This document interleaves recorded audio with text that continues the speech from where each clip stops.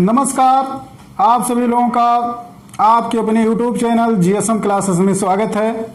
मैं सियाराम वर्मा आज फिर आप लोगों के सामने गणित विषय के साथ उपस्थित हूं, जो कि आज कक्षा 12 के गणित पर मैं चर्चा करूंगा। उसमें आपका जो बीज गणित है, यूनिट 2 बीज गणित, उस पर आपका जो पहला चैप्टर है उसमें जो आता है वो है मैट्रिक्स बीज गणित में। तो उसके बारे में मैं बात करता हूं कि मैट्रिक्स होती क्या है।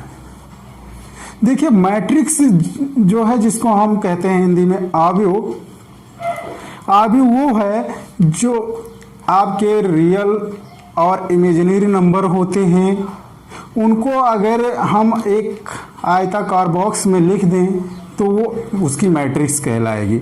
अर्थात संख्याओं को जो है वास्तविक और काल्पनिक संख्याएं, अगर इनको हम इसमें रेक्टेंगल फॉर्म में लिखें तो वो क्या होंगी, आपकी मैट्रिक्स होंगी, आव्यूह कहलाएंगी। जैसे ये इस फॉर्म में होनी चाहिए ऐसे, और जो इनके बीच एलिमेंट होंगे ऐसे लिखे हों तो ये आपकी क्या कहलाएगी, मैट्रिक्स कहलाएगी।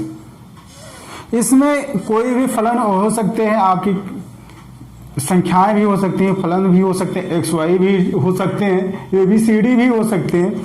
लेकिन जो अब इसमें जो संख्याएं और फलन के जो संगत आव्यूह में उपस्थित होते हैं, इनको हम क्या कहते हैं, जो ये इसमें हैं, इनको हम इस आव्यूह का हम एलिमेंट कहते हैं, अवयव कहते हैं। क्या कहते हैं, अवयव कहते हैं।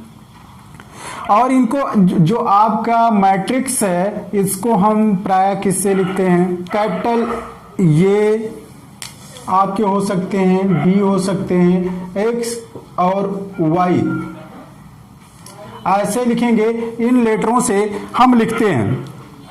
लेकिन इनके अवयवों को हम क्या कहते हैं, small A, small B, small X, small Y से लिखते हैं, या हम इससे लिखते हैं ये 1 ये 1 2, ऐसे इनसे हम लिखते हैं। तो इनको हम क्या कहते हैं, मैट्रिक्स कहते हैं।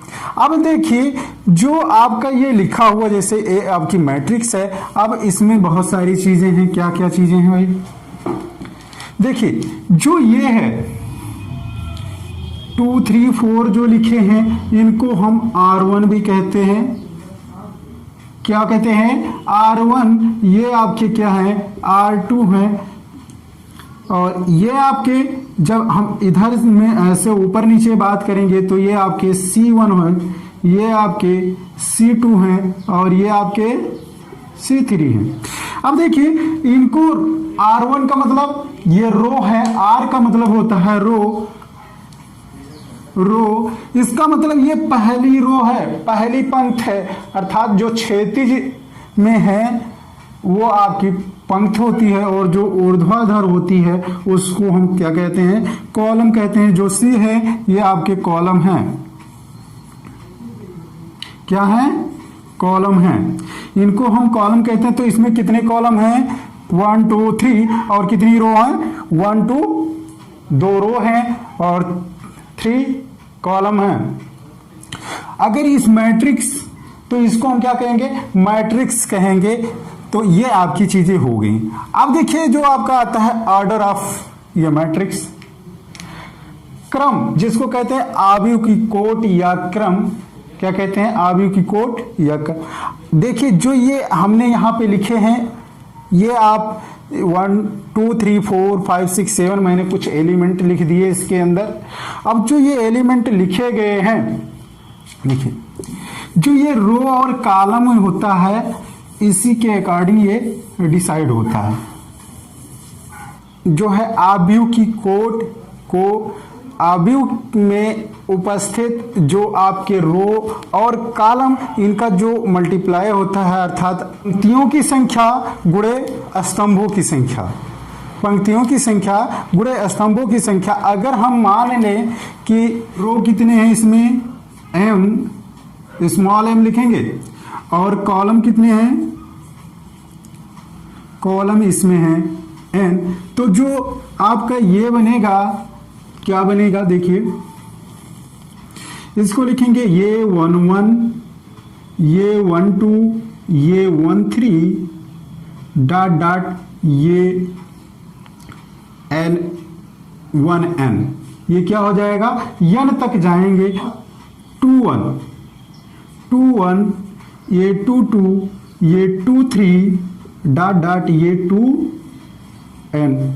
फिर यहाँ पे आएंगे तो ऐसे इधर नीचे आएंगे, 2 का हो गया तो 3 1 3 2, फिर 4 1 4 2, ऐसे आप जाएंगे तो ये कहाँ तक जाएंगे, ये M1, ये M2, यहाँ पे ऐसे, या आप ऐसे लगा दीजिए, और यहाँ पे क्या होगा, ये M3, और ये यहाँ पे क्या हो जाएगा, ये MN।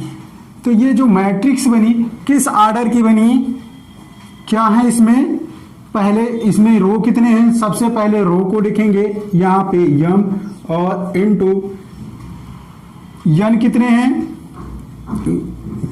अर्थात कॉलम कितने हैं, यन है। तो ये आपकी होगी, इसको हम कहते हैं ऑर्डर ऑफ मैट्रिक्स। ये जो होती यम इंटू यन, ये आपकी कोट कहलाती है मैट्रिक्स की। क्या कहलाती है, कोट कहलाती है। आई बात समझ में। अब देखिए आपका आता है, तो ये चीजें समझ में आ गई, मैट्रिक्स समझे, फिर ऑर्डर ऑफ मैट्रिक्स ये भी आप समझ गए। अब फिर आपका आता है representation of point in matrix form. अगर कोई पॉइंट्स दिया गया है, बिंदुओं का आव्यूह निरूपण, कैसे इसको हम निरूपित करते हैं, कैसे हम दिखाते हैं। जैसे हम मान लेते हैं कोई चतुर्भुज दिया गया है, जो उसके पॉइंट्स दिए गए हैं, क्या दिए गए हैं देखिए, अगर कोई दिया गया है कि ये चतुर्भुज, उसके 3,0 बी 2,4 सी आपके हैं, जो इसके कोऑर्डिनेट हैं वो क्या है 8,5 कर दें, कुछ भी आप लिख सकते हैं। और जो डी है उसके जो कोऑर्डिनेट हैं 2 5 हैं, 2,5 है। तो इसको हम अब हमें किसमें दिखाना है, इसको हमें दिखाना है, रिप्रेजेंट करना है मैट्रिक्स फॉर्म में। तो मैट्रिक्स फॉर्म में आपको सबसे पहले मैट्रिक्स ही बताई गई है कि एक आयताकार में होनी चाहिए। जैसे एक ये आप बना दें, ये यहां पे ऐसे क्लोज होगा, दोनों साइड से होंगी ये। अब आप चाहे x इक्वल टू मान लें, चाहे आपको क्या बताया गया है, जो मैट्रिक्स है इसको हम किसमें, ये b या कैपिटल X कैपिटल Y इसमें हम मानते हैं, लेकिन जो इसके बीच के एलिमेंट्स होते हैं उसको हम स्मॉल से रिप्रेजेंट करते हैं। अब देखिए जो ये लिखे हुए हैं, ये B C D यही तो है इसके, इसी के निर्देशांक लिखने हैं। देखिए इसके कितने हैं, ये के क्या हो जाएगा 3, और दूसरा हो जाएगा 0 2 4 8 5 2 5। अब देखिए जो ये मैट्रिक्स ऐसे भी लिख सकते हैं और हम ऐसे भी कर सकते हैं। अगर वहां y इक्वल टू लिखें तो हम इसको ऐसे भी कर सकते हैं। अगर ये यहाँ पे हो जाए, b यहाँ पे हो जाए, c यहाँ पे हो जाए, d यहाँ पे हो जाए, तो ये ऐसे हो जाएंगे भाई। इसमें जो होगा इसका एलिमेंट आ जाएगा। अब देखिए ये क्या है, O3 0, फिर 2 4 8 5 2 5, ये हो गया। लेकिन अगर ये मैट्रिक्स पूछें इसका ऑर्डर क्या है, तो इसमें देखिए रो कितने हैं, सबसे पहले आपको रो में लिखना है। तो इसमें 2 रो हैं और कॉलम कितने हैं 1 2 3 4, तो 2 इंटू 4 हो गया। आई बात समझ। लेकिन यहां पे अगर देखें तो कितने रो हो रहे हैं 1 2 3 4, तो 4 इंटू 2 हो जाएंगे। आई बात समझ में। ये आपका होता है representation of points in matrix form. तो हम मैट्रिक्स फॉर्म में ऐसे रिप्रेजेंट करते हैं, कोई भी नंबर दिए होंगे वो आपको ऐसे लिख देने हैं। आई बात समझ में। अगर आपको समझ में आ रहा है तो हमारे चैनल को सब्सक्राइब जरूर करिएगा। अब देखिए, अब आपका आता है फॉर्मेशन ऑफ मैट्रिक्स। क्या करना है? Formation of matrix. हमने कह दिया गया कि आप 2 into 3 का मैट्रिक्स क्रिएट करिए भाई, बनाइए 2 into 3 का। जो आपको दिया गया, क्या दिया गया है? ये इजकल टू, जैसे ये इजकल टू आपको जो मैट्रिक्स है ये आई जे, ये है 2 into 3 का बनाना है। अभी आपको जस्ट इसके आर्डर में जो आपको लिखाया गया, बताया गया है, तो उसमें क्या बताया गया था? पॉइंट से आपके जो एलिमेंट्स से ये 1 1, ये 1 2, ये 1 3, फिर ये 2 1, ये 2 2, ये 2 3, ऐसे तो बताए गए थे। वही ही आपके जो है एलिमेंट्स हैं उसमें क्या करनी है? वैल्यू रखनी है। अगर जो ये दिया गया है कि आप 2 और ये दिया गया है, ठीक, तो अब आपकी जो मैट्रिक्स होगी क्या होगी भाई? थोड़ा सा सोचिए और बताइए। जैसे ये इजकल टू यही तो होंगे 2 कामा, इसका मतलब रो कितने होने चाहिए? 2 होने चाहिए। कितनी रो होनी चाहिए? 2। तो ये आपके क्या हो जाएंगे? अगर हम 1 1 ले ले तो ये 1 1 हो जाएंगे, 11 हो जाएगा, ये 1 2 हो जाएंगे, ठीक। और कॉलम कितने हैं? 3 हैं, इसलिए यहां तक कितने जाएंगे? 3 तक जाएंगे, तो ये 1 3 हो जाएगा। अब देखिए इसके बाद आएंगे 2 1, ये 2 2, ये 2 3, ये आपका हो गया। अब देखिए अगर कुछ और इसमें कंडीशन दी जाए जैसे, तो वो आप इस पे लगा सकते हैं, लेकिन जो आपका फॉर्मेशन था 2 into 3 ये आपका हो गया, ठीक।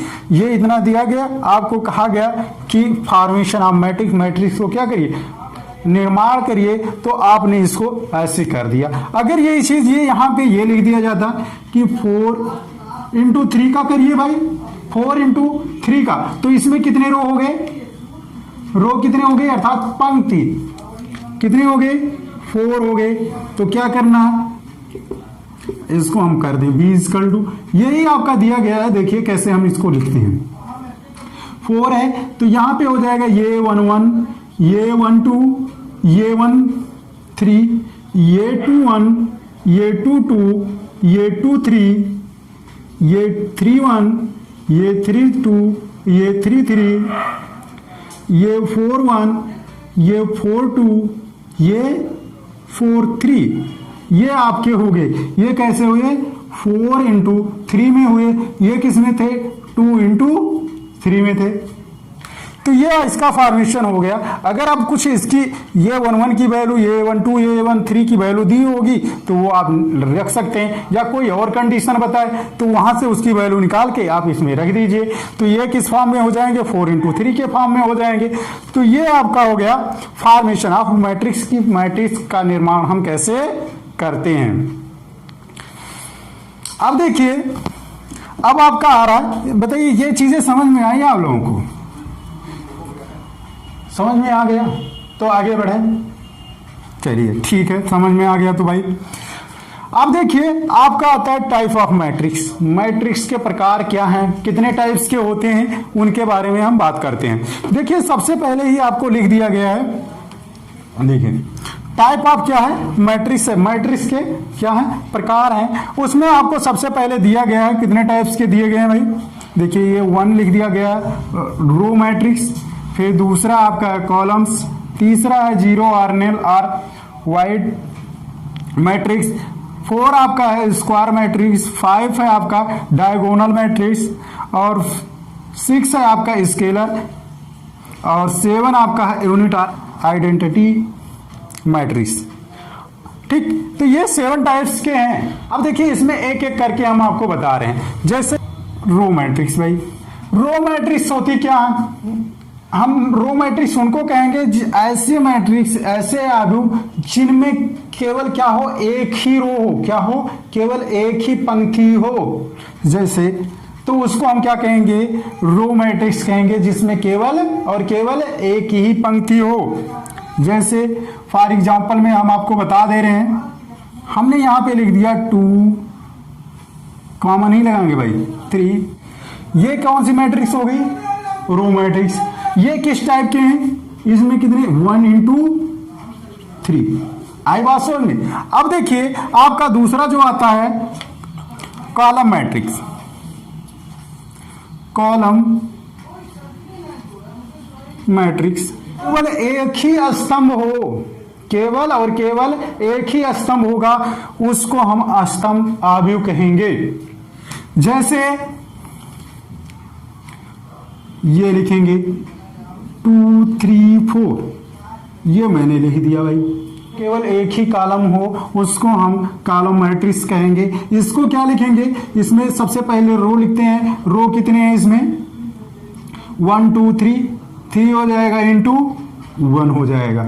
इसको हम क्या कहेंगे, कॉलम मैट्रिक्स कहते हैं। आई बात समझ में। अब देखिए आपके जो आते हैं क्या आगे, देखिए ये चीजें हो गई भाई।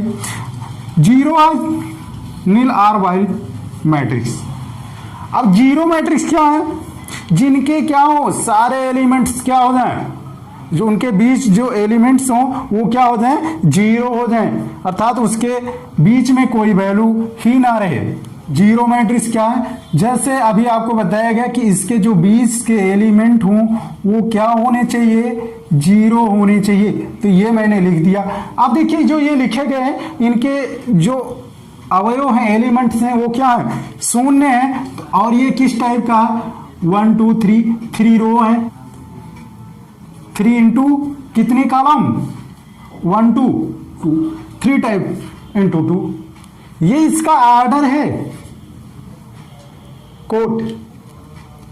अब देखिए आपके बात आते हैं स्क्वायर मैट्रिक्स। स्क्वायर तो इसे नाम से ही जानते हैं, स्क्वायर मतलब वर्ग। वर्ग में क्या होता है, जिसमें क्या हो सभी चीजें बराबर हो भाई, क्या होते चाहिए जिसमें सब बराबर हो। देखिए स्क्वायर मैट्रिक्स, स्क्वायर मैट्रिक्स में क्या है, जिनमें आपके रो और कॉलम जो हो वो क्या हो, इक्वल होने चाहिए। जितनी रो हो उतनी ही उसमें क्या होने चाहिए, कॉलम होने चाहिए। तो उसको हम क्या कहेंगे, स्क्वायर मैट्रिक्स कहते हैं। जैसे देखिए हमने इसमें लिखा 2 4 5 6, ये मैंने लिख दिया। अब बताइए इसमें रो कितने हैं, 2 हैं, कॉलम कितने हैं, 2 हैं।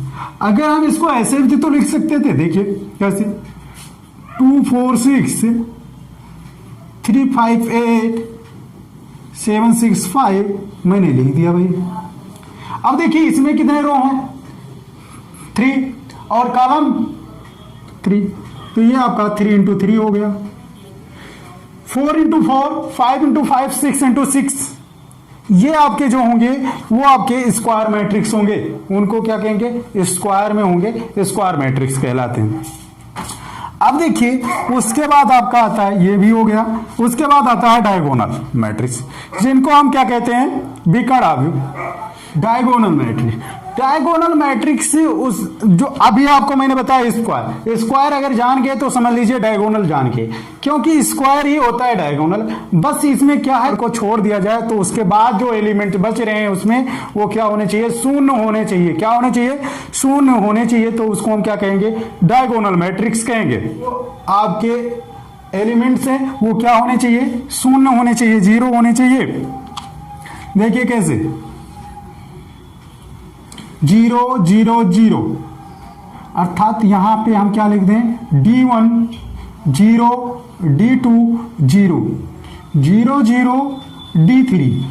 अब देखिए जो डायगोनल है क्या है, D1 D2 D3 है, और इसके बाद जो एलिमेंट हैं ये आपके क्या है, 0 है। तो इसको हम क्या कहेंगे, डायगोनल मैट्रिक्स क्या कहेंगे, क्या कहेंगे, डायगोनल मैट्रिक्स कहेंगे, अर्थात विकर्ण आव्यूह, स्केलर मैट्रिक्स।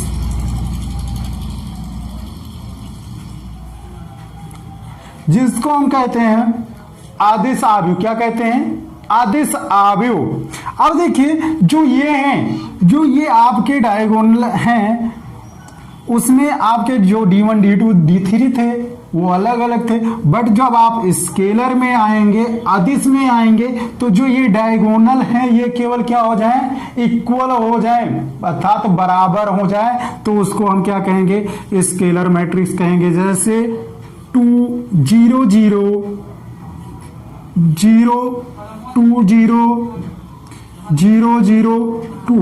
तो यहां पे देखिए जो ये है आपके ये डायगोनल, ये क्या है 2 2 2 है, 2 ही है। तो इनको हम क्या कहेंगे, ये आपके स्केलर मैट्रिक्स हैं। हम इसको ऐसे भी कर सकते हैं। देखिए यहां पे दूसरा हम लिख रहे हैं, हमने लिख दिया -1 0 0 -1। यहां पे क्या हुआ, ये भी डायगोनल क्या है, इक्वल है। तो जब ये इक्वल होंगे, बराबर होंगे, तो इसको हम क्या कहेंगे, स्केलर मैट्रिक्स। अब देखिए आपका आता है यूनिट आइडेंटिटी मैट्रिक्स, इकाई और तत्समक जो आव्यूह हैं। अब उसके बारे में बात करते हैं भाई। देखिए ये जो है उनको हम क्या कहेंगे, अर्थात इसमें जो है, जो ये हैं आपके स्केलर में थे कि 2 2 भी हो सकते हैं डायगोनल, 3 3 भी हो जाए, -1 हो जाए, -2 हो जाए, 5 हो जाए, 10 हो जाए, ये इक्वल हो। लेकिन बट इसमें क्या है, जो आपके ये डायगोनल हैं केवल क्या होने चाहिए, 1 होने चाहिए। अगर 1 के अलावा और कुछ है तो वो आपका यूनिट नहीं होगा। यूनिट मतलब एक इकाई, आप समझ लीजिए। तो इसको हम कैसे कहेंगे, यूनिट आर आइडेंटिटी मैट्रिक्स। जो मैट्रिक्स है ये आपकी, जैसे ये आपके लिखे गए 1 0 0 0 1 0 0 0 1। तो यहाँ पे आप देखिए जो ये हैं, ये आपके क्या है 1 है। तो इसको हम क्या कहेंगे, इसको हम यूनिट मैट्रिक्स कहेंगे या आइडेंटिटी मैट्रिक्स बोलेंगे। ठीक, आई बात समझ में आ रहा है। अब देखिए इसके बाद जो आपका आता है equality of matrix. Equality means आप समझ रहे हैं समानता, आप भी हो का क्या हो, समानता हो। इक्वलिटी ऑफ मैट्रिक्स,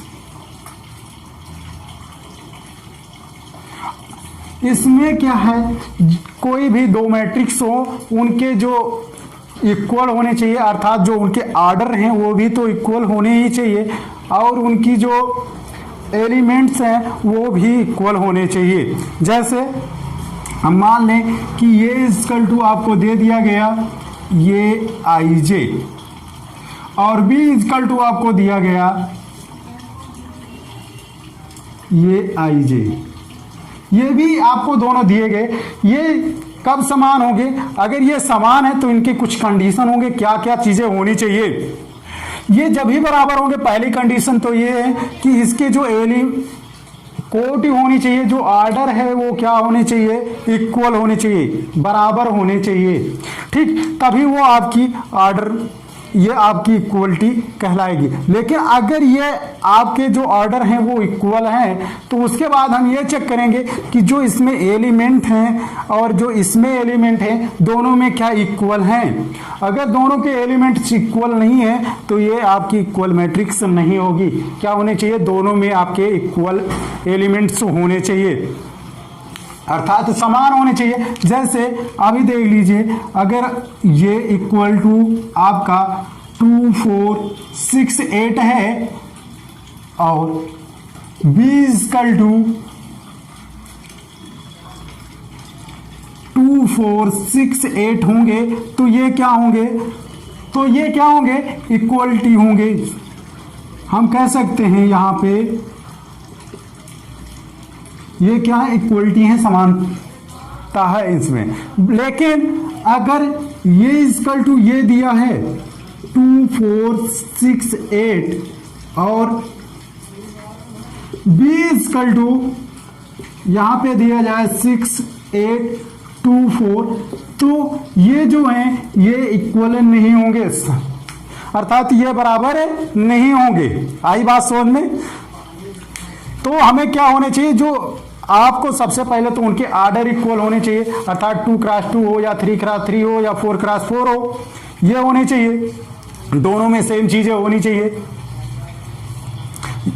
जैसे इसमें 2x2 है तो 2x2 इसमें है, अगर इसमें 2x3 हो तो 2x3 इसमें भी होने चाहिए।